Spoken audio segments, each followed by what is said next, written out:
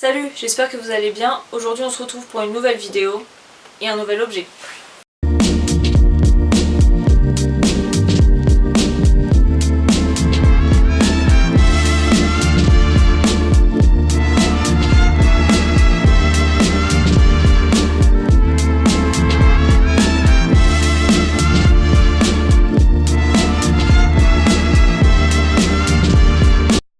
Alors qu'est-ce qu'on a là? Ça me parle particulièrement. On a ici un Minolta SRT 303. Je fais genre je les découvre mais je les connais en fait, hein. J'ai déjà fait des photos avec et tout. Quelle jolie actrice, mon dieu, magnifique. Okay. Donc celui-ci particulièrement, c'est donc le SRT 303 comme je l'ai dit. Il a été créé et vendu en 1973 au Japon. Moi je l'ai trouvé sur Vinted pour 5 €, le truc improbable, hein. Il était vendu avec plusieurs objectifs. Donc il faut savoir que Minolta c'est une marque japonaise créée en 1928 par Kazuo Tashima sous le nom, donc son premier nom, hein. Attention parce que là j'ai besoin de le lire, c'est Nishidoku Photo Company. Et ça, c'est un nom qui fait vendre. Bref, mais du coup pour raccourcir ce nom, on lui donne un acronyme qui sera NPHDCO. Monsieur Tashima n'a aucune connaissance en photographie, en optique ou que sais-je. Non, lui s'est dit moi j'en ai rien à faire, je me lance dans l'appareil photo sans rien y connaître. Bon, après le problème c'est que quand on connaît pas trop de choses sur l'entreprise qu'on va créer, ou en tout cas sur le sujet de son entreprise, c'est un peu tendu. Donc du coup ce qu'il a fait, Monsieur Tashima, c'est qu'il s'est associé avec deux Allemands, Billy Newman et Willy Heilmann, pour créer ses premiers appareils photo. Ce qu'il faut savoir c'est qu'au début il s'intéressait particulièrement à l'ossature de ses appareils photo et non pas à l'optique ou à la technique dans lequel on l'a dit il n'avait pas trop de connaissances. Donc au début il s'est vraiment dirigé sur ça. Et donc ces trois personnes réunies ensemble vont ouvrir la première entreprise Minolta ou Nishidoku Company à Mukogawa au Japon. Et la première chose qu'ils vont développer ensemble ce sont les packs films.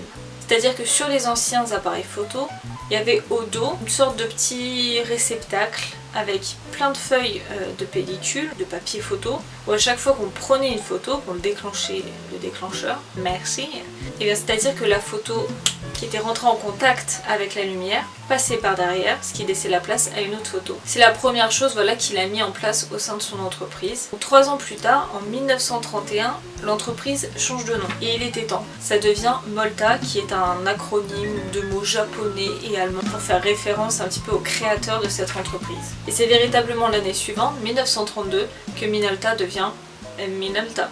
Donc cette même année, ils lancent leur premier appareil photo qui sera le Semi Minolta. Donc il y a une image juste ici et vous pouvez voir en plus le pack film dont je vous parlais juste avant. 1934, ça va être l'explosion de Minolta. Ils vont lancer leur Minolta Vest, un appareil photo qui aura énormément de succès auprès des particuliers pour la simple et bonne raison qu'il est fait de bakélite, qui est un plastique qui est peu cher et qui permet à n'importe qui de s'équiper en appareil photo, en objectif, etc. à moindre coût. Et ça va être sur cette idée que l'entreprise Minolta va vraiment développer son concept et son entreprise, faire des appareils photo pour tout le monde et à petit prix.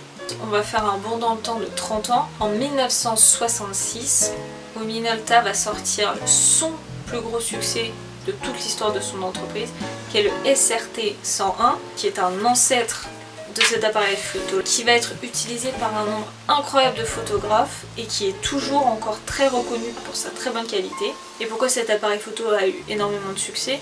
Tout simplement parce qu'il était très peu cher, en tout cas pas à des prix aussi exorbitants que les appareils photo sur le marché à cette époque-là, et qu'il était de très bonne qualité. Il s'est vendu à plus de 5 millions d'exemplaires, ce qui est énorme. Donc pour ce qui est de l'entreprise Minolta, de son évolution et de son histoire, je vais m'arrêter là parce que je possède un autre appareil photo Minolta qui lui est sorti un peu plus tard.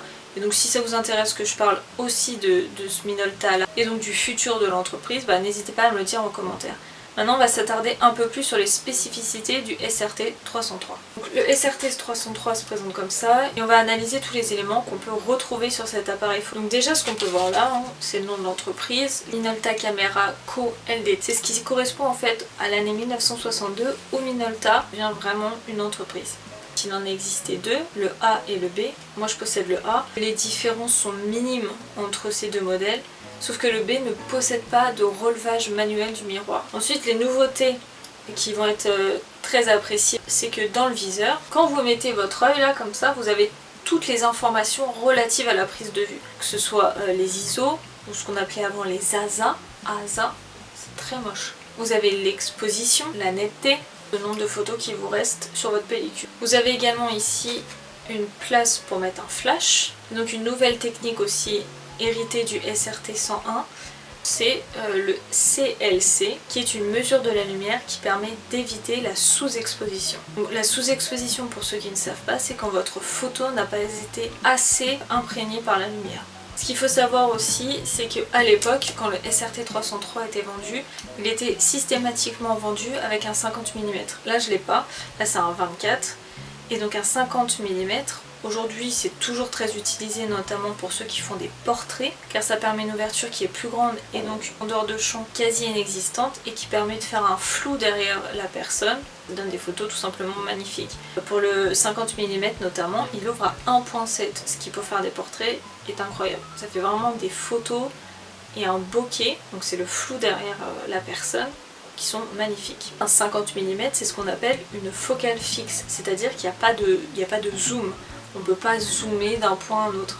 C'est à vous de vous déplacer pour avoir la meilleure photo possible et la meilleure netteté possible. La façon dont on pourrait qualifier cet appareil photo, c'est de réflexe argentique. C'est pas tout à fait un appareil photo totalement manuel, mais c'est un argentique tout de même parce qu'il utilise de la pellicule. Il n'utilise pas de fichier numérique comme on utilise nous aujourd'hui. Pellicule, qui est un procédé photochimique, qui va permettre à l'image de venir se calquer sur la pellicule pour ensuite en faire un tirage et un développement photo. Et un réflexe, qu'est-ce que c'est? Donc DSLR en anglais, vous en avez déjà certainement entendu parler. C'est-à-dire qu'un réflexe, on peut changer l'objectif. On peut avoir plusieurs objectifs, se sentir au mieux avec la scène qu'on veut prendre en photo. À l'époque, sur le semi-Minolta que je vous ai montré tout à l'heure, là il n'y avait pas possibilité de changer les objectifs. Là on peut, on enlève. Après il faut qu'il soit adapté au capteur, donc c'est-à-dire à ça, là la machine qui est ici, qui est un Minolta. C'est-à-dire que vous ne pouvez pas mettre un objectif Canon sur un Minolta, ou alors il faut un adaptateur. Il y a des bacs d'adaptation qui existent aujourd'hui et vous pouvez faire ça. Donc pour conclure sur cet appareil photo, aujourd'hui le Minolta SRT 303, on peut le trouver, les communs, on peut le trouver. Donc si la vidéo vous a plu, n'hésitez pas à commenter, à liker, à me dire ce qui va pas, hein. C'est ma première vidéo donc forcément il y a des choses qui vont pas.